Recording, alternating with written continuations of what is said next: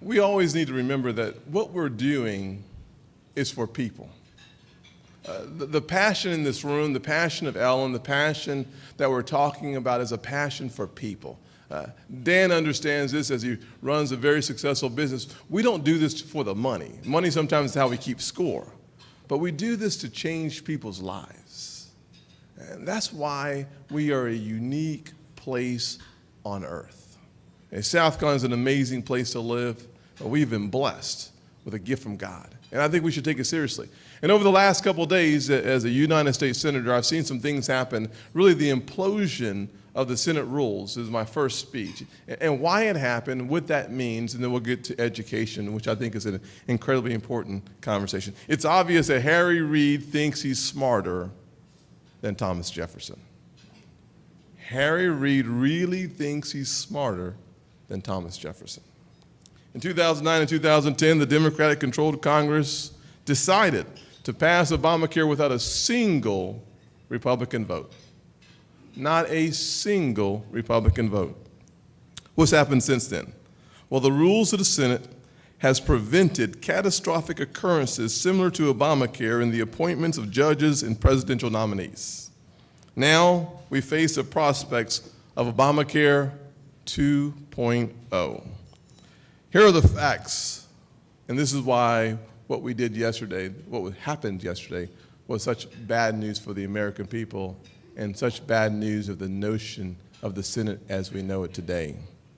The facts are not a single Supreme Court justice has ever failed to be seated because of cloture. Obama's cabinet members have never been denied their seat because of a filibuster, not one time. Sub-cabinet category, President Bush had 2 folks not get seated. Clinton, 3 folks didn't get their seats. Obama, only 2. One most recently, Mel Watt. Circuit court judges. Only 10 circuit court judges have been filibustered, period. 5 Republicans, 5 Democrats, and the way that it started was in 2003 when the Democrats decided that the judges from President Bush were too conservative. So they decided to filibuster 10 of President Bush's nominees, resulting in the Gang of 14's compromise that sat 14 on the bench.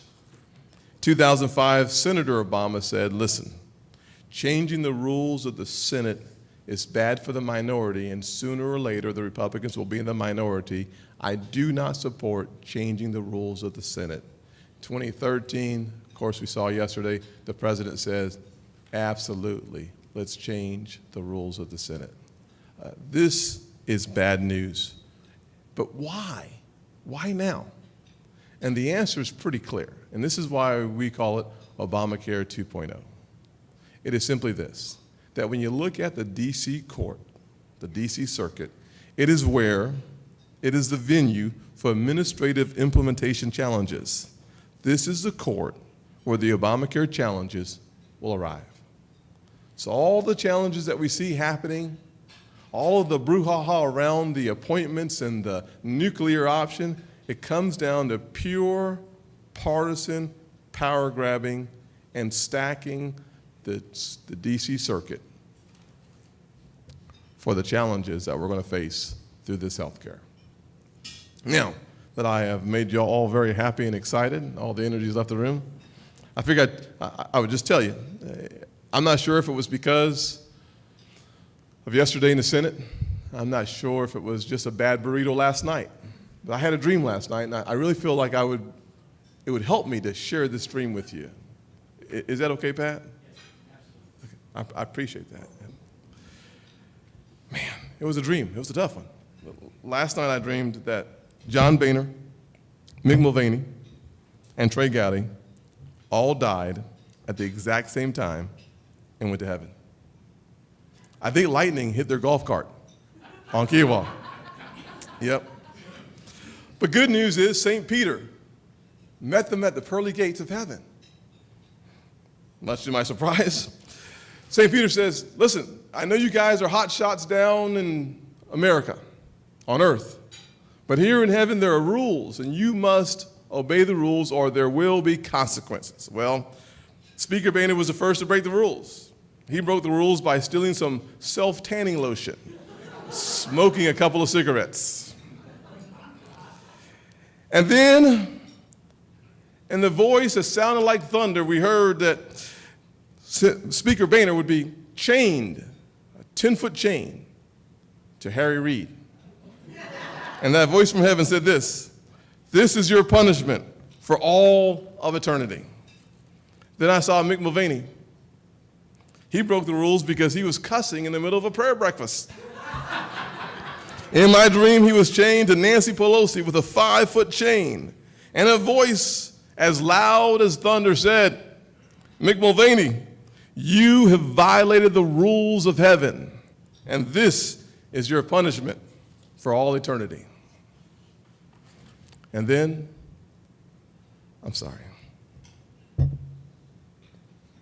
I saw Trey Gowdy. Trey Gowdy is my best friend in Congress. I get emotional when I think about him in heaven.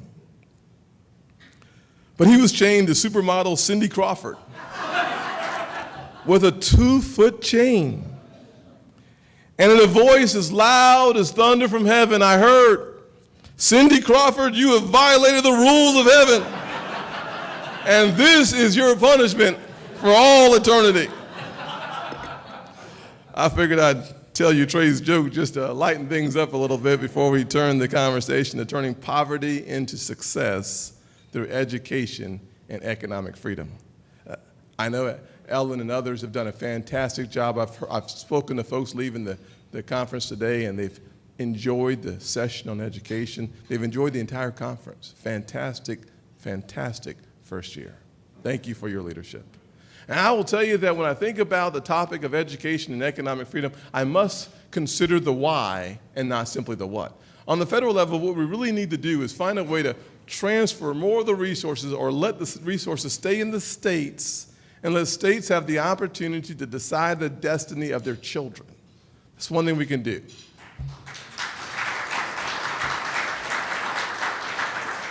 We ought to have a robust debate on how that happens. But when I think about the story of poverty becoming success through education and economic freedom, I think about the why it is important for us to have this debate.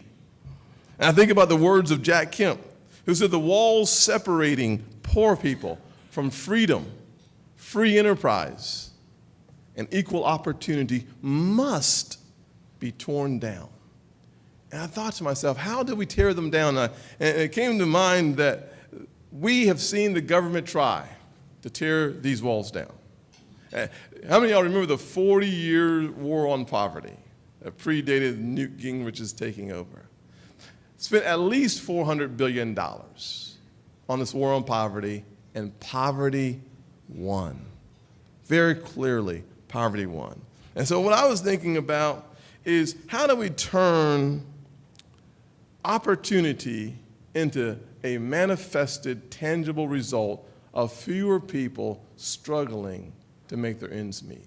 And I thought about what can happen in a single lifetime, and this is where I get excited about Jack Kemp's notion of creating opportunity for freedom, for free enterprise, and equal opportunity. And I call it going from cotton to Congress in one lifetime. And I think about my grandfather, who's today with me. He's 93 years old. And in his teens, he worked for 50 cents a day picking cotton, 12 to 14-hour days. He lived in a very different place that I've ever known. I don't know the place that he lived in. I don't know the South Carolina that he knows. When I talk to my grandfather about this notion of education, when I talk to my grandfather about the American dream, when I talk to my grandfather about the things that matter to him, what he tells me is that there is greater opportunities in America today than he would ever have dreamed to be possible. The fact of the matter is that my grandfather wanted me to hold on to this notion that here in America, all things are incredibly possible, completely possible. And my grandfather had a third grade education. And every day I'd come home from school. When my parents got divorced, we lived with them for 4 or 5 years. I'd come home from school, and I didn't know that he could not read at the time, and he would be reading the newspaper. Think about that. Here's a granddaddy, big old boy, reading the newspaper. And every morning he'd have his coffee and his newspaper.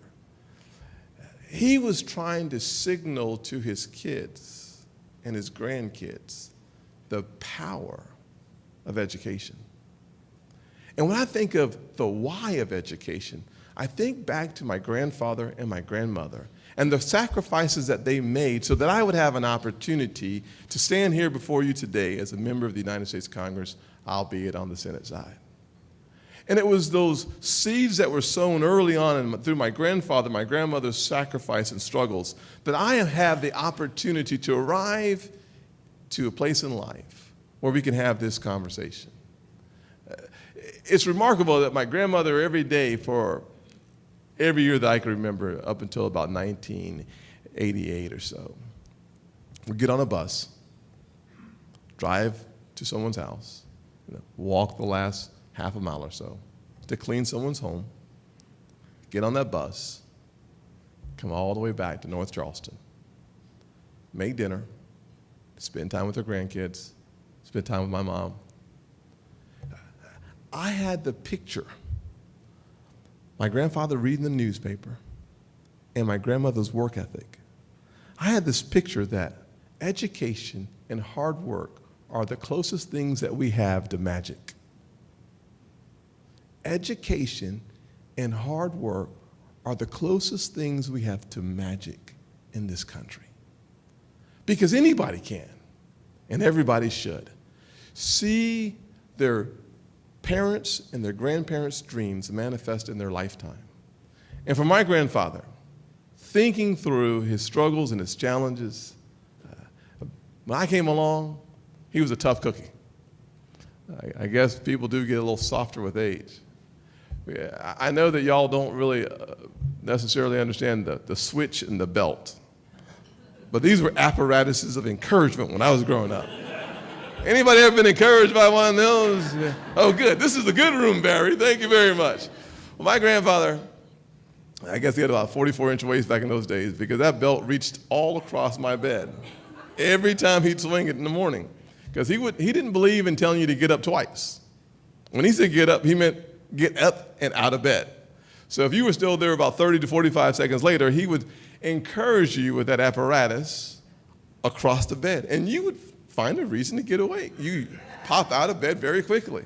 And I will tell you that he was so committed to me going to school, so committed to my brother going to school, that he would do whatever it would take for us to find our way to the bus. That's why I am so committed to making sure that education is a major part of what we accomplish in the Senate. Because I understand the value of education. Because I've done it wrong, as many of you have heard before, and I've done it right. And I will tell you that arriving as a freshman in high school, knowing that my grandfather had paid such an ultimate price, knowing that my mother's dream was to fulfill her mother's dream. My grandmother, as I said, was a maid. My mother became a nurse's aide. My grandmother always wanted to be a nurse. And so my mother thought that being a nurse was a cool thing, but she didn't get the rest of the education to become a nurse. So she became a nurse's aide. But they kept telling me what I said about Deanie earlier, that if you shoot for the moon and you miss, you're among the stars. And so those three adults kept telling me and reinforcing the fact that you are going to be somebody. But that requires education. And so when I flunked out of high school as a freshman, that apparatus of encouragement found its way towards my legs. And my mother showed me that sometimes love comes at the end of a switch, and she must love you a lot. And she did. And I will tell you that as we fight for new outcomes in education, we're going to have to fight for the right reasons. It's not just a what. It's not just a policy. It's the why we must take on this challenge of improving the outcomes in our country and in our state. And when I think about this fact, that in Louisiana, they are championing the cause of vouchers and school choice at a record pace. And the outcomes in the last couple of years of school choice in Louisiana are producing amazing amazing response. The stats are very encouraging. I think about my battle during the State House days of fighting for some type of school choice to happen in South Carolina. We fought hard. And today we see that it's winning, that it's working, that the opportunity is coming our way because there are folks like y'all that are committed to the cause that kids like me will grow up and maximize their potential. Stacy's girls will grow up and maximize their potential because we believe that truly education and a strong work ethic are the closest things we have to magic. I thought to myself of things that are happening in our state on the education front that are very important. I looked at Greenville, and I met last week with General Electric. GE is now infusing resources into high schools to prepare the future workforce. Because sometimes in education, you may have to have a dual track. Some are going to college, and this is a good thing. Others may go straight into the workforce. That may be a better thing for them. And so GE and companies like Boeing are now going straight to the high schools to make sure that the workforce that they need in the future can be found here in South Carolina. I think that's a very, very good thing. I also see examples in DC, like the DC Scholarship Opportunity Scholarship. Here's a lottery system where the kids in Washington, DC compete for the chance to get a high-quality education. And their parents show up in high numbers. And the approval rating of the DC Opportunity Scholarship is through the roof. It's like 71% of Hispanic parents, 64 or 65% of black parents are incredibly supportive of the DC Opportunity Scholarship because they know that education is the clearest path to prosperity in America, and they fight for it. Here at home, the Meeting Street Academy in Charleston, the Meeting Street Academy in Greenville, in Spartanburg, these are models of ways that we can provide a high-quality education that costs less than public education today in South Carolina. These are successes that are happening in our state. And as we continue to see the Palmetto policy, as you continue to work hard to make the issues of education, economic freedom, cornerstones of our success as a nation, cornerstones of our success as a state, cornerstones of our success as individuals, we will see the most amazing economy, the most amazing opportunities this world has ever known. America today has a almost $14 trillion economy with a lot of room to grow. And if we unleash capitalism, if we unleash free markets, we will see the most remarkable things happen in our lifetime. Thank you, and I look forward to your questions.